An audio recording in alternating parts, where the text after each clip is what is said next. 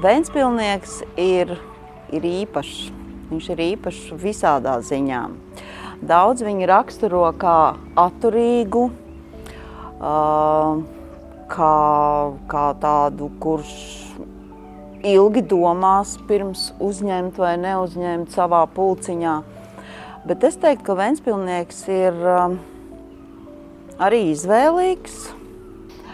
Un ventspilnieks ir ļoti uzticīgs. Es varbūt varu paskaidrot, kāpēc man tā šķiet, jo ventspilnieks ir tas, ja, piemēram, mums ir kafejnīca Skroderkrogs.